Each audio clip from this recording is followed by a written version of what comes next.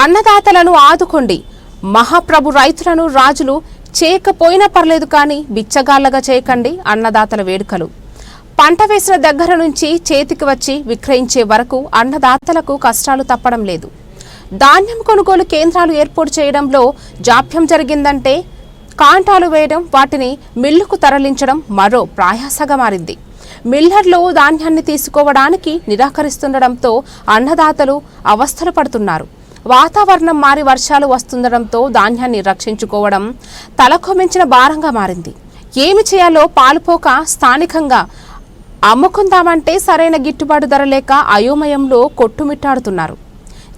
యాసంగిలో అధిక విస్తీర్ణంలో సన్నాలు, దొడ్డు రకాలను సాగు చేశారు.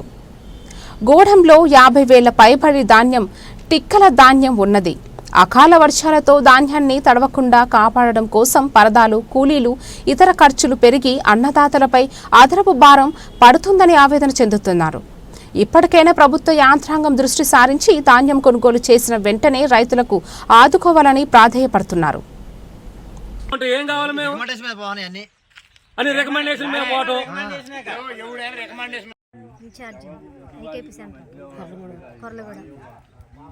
ఇప్పుడు వరకు ఒక 15,000 బస్తాలు కొనుగోలు వెళ్ళిపోయింది. ఇంకా కాటా వేసి ఒక 7-8 బండ్లు కొన్నాయి. ఇంకొక 10 బండ్లు వేయాల్సినవి ఉన్నాయి. సన్నాలు అయితే అసలు ఎవరు తీసుకొని అంటున్నారు.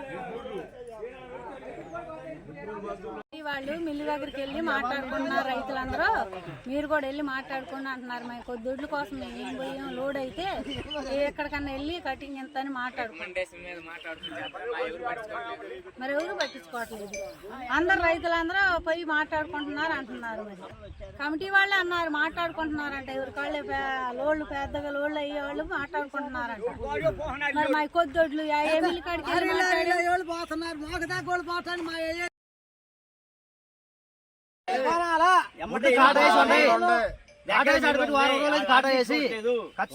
మీరు ఒడ్లు కొనాలి,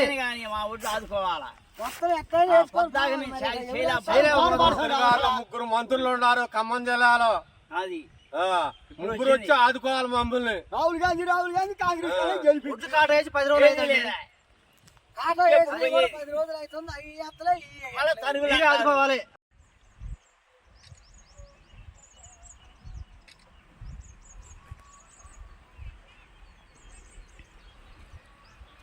మళ్ళీ తుఫాను గురించి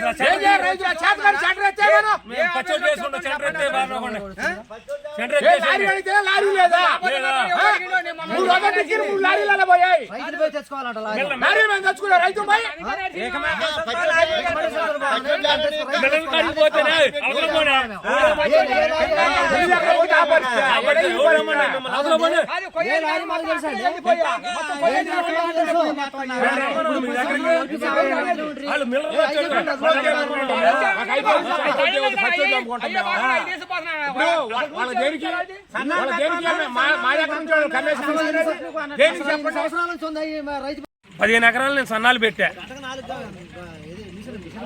మిషన్ కాడ 3,000-4,000 రూపాయలు అయ్యి మిషన్ 2 గంటలు పడుతుంది. 4,000 రూపాయలు దానికి వచ్చినాయి. నేను 15 ఎకరాలు సన్నాలు పెట్టా. సన్నాలు అని అంటే మిల్లర్లు కూడా ఎవరు పెట్టమండి ఆయన సన్నాలు లావులు పెట్టుకునే దానికి. మేము ఏడ పోసుకునే సన్నాలు మాకొద్దు అంటున్నారు. మేమేం చేసామండి మరి సన్నాలు పెట్టి. ఇప్పుడు సెంట్రల్ ఏం చెప్తున్నారు? సెంట్రల్ ఏమన్నారు మిల్లర్లు చూసుకొని మేము కాటా వేసి పెడతాం అంటున్నారు. రైతే మేమేం చేసాం, ఏ మిల్లర్లకు పోయినా ఇవ్వట్లేదు. మీ బాయిల మిల్లలకు పోండి, అవి కటింగ్ వస్తున్నాయి అండి. మేము ఏం చేసామండి నలవటం కటింగ్ వస్తున్నాయి వెళ్ళిపోమా అన్నారు. మిల్లర్లు వినట్లేదు. వేస్తున్నారంట. మీరు కమిటీ వాళ్ళని అడిగితే అందరు మిల్లు కాడికి పోతున్నారు. మీరు కూడా పోయినా మా అయ్యేదండి 50 బత్తాలు అయితే 50 బత్తాలు కేట్ ఆర్డర్ పెట్టాము, పెట్టాము. ఆడ వాన గురించి మా నాన్న గురించి సచ్చిందా అని 2 సార్లు రాసులు తిరగబోసిన కూలి వాళ్ళని ఇచ్చి నాన్న ఇబ్బందులు పడతాను. పట్టించుకునే వాళ్ళు లేరా, ఏం లేదు. సన్నోట్లు పెట్టండి. ఆ సన్నోట్లు ఏమో ఎవడు కొనుగోలు దిక్కుకోలు లేకోకుండా ఇప్పుడు సన్నోట్లు పెట్టమన్నారు. సన్నోట్లు పెడితే కొనే దిక్కు లేకుండా అయ్యారు. ఇప్పుడు అవి మునిగిపోయి వ్యవస్థలు పడాయి. ఆ మధ్యన వానప్పుడు ఎంత ఇబ్బంది పడ్డాం. వాన కంటే ముందు కోసిన పొలం అది. నీకు తెలియదు వాన గురించి అన్నాలైంది. నెల వెళ్ళిపోతుంది ఇప్పుడు కోసి. ఇంతవరకు దానికి గతి లేదు. ఈ కమిటీ వాళ్ళ సీరియాలో ఏంటమ్మా అంటే అసలు ఎవరు కోళ్ళే పోయి మిల్లు కాడికి పోయి కనుక్కొని వేసుకుంటున్నారు. మీరు కూడా పోనీ మా 10 బత్తాల కోసం ఏం పోయాము మేము మరి ఏట ఆర్డర్ పెట్టుకొని తోలేము అని మేము అది రెడ్డి 900 టిక్కీలు వారం వెళ్ళిపోయింది. మరి మిల్లు దగ్గర ఉంది, ఆయన ఏం అంటించుకోవట్లేదు. మాకు ఒడ్లు బాగలేదు అంటాడు. బాగలేదు అన్నప్పుడు ఒక కేజీ అని అడగవచ్చుగా, ఒక అర కేజీ అని అడగవచ్చుగా. బయట నుంచి తోలపోతాడు. వీళ్ళందరూ కలిసి రైతులు పోయి మిల్లు మీద పడితే ఆయన వేసుకుంటాడండి. ఇక్కడ లారీలు లేక మేము తిప్పలు పడతాను. ఏ వర్షం వచ్చింది, ఏ పట్ట అయితే ఏం ఆగిద్దండి. ఇది మొత్తం వచ్చి 15 రోజులు అయింది ఒడ్లు వచ్చి. మా వేసి అటు 9 రోజులు లారీ రాలేదని అంటున్నారు. దానికి ఏం చెప్పాలి ఇక? అసలు ఏమైపోవాలి ఇంకా? ఎవడు అంటించుకుంటున్నా, ఎవరి దారిని వాడు దూరుకుంటున్నారు మధ్యలో పెట్టి. వీళ్ళని అడిగితే ఏం చేయరు, లారీ దొరకట్లేదు అంటున్నారు. అసలు ఎందుకు ఆన్సారా? ఉంటే అయ్యే ఉంటాయి, వర్షానికి తడిసిపోతాయి. ఇక్కడ వేసి ఏంటికి పట్టాలు పోతున్నాయి, మళ్ళీ ఎప్పుడు అసలు వర్షాలు మోపవుతున్నాయి. దేనికి ఇది చెప్పండి మరి. ఇక అండి మా ఒడ్లు వచ్చి నెల కావస్తుంది. కాటా వేసి ఇప్పుడు వారం రోజులు అవుతుంది. ఏమని వాళ్ళు నచ్చి వేసుకున్నాక మళ్ళీ వేరే రికమెండేషన్లు ఏది వేసుకుంటున్నారు. కానీ మమ్మల్ని మా ఒడ్లు అనేది ఎవరు పట్టించుకోవట్లేదు. ఇటు తిరిగి చూసేవాళ్ళు కూడా ఐకేపీలు కూడా తిరిగి చూడట్లేదు. ఏంటని అడిగితే రావట్లేదు లారీలు అని చెబుతున్నారు. కానీ వారం 10 రోజులైనా కానీ ఒడ్లు ఎత్తట్లేదు. రోజు ఇబ్బందులు పడుకుంటే పట్టాలు కప్పుకుంటే రెయ్యం బొగులు ఏడమంటున్నాం. అప్పుడు ఒకసారి వాన వచ్చినా కానీ తడకుండా కాపాడుకొని ఉంచుకున్నాం.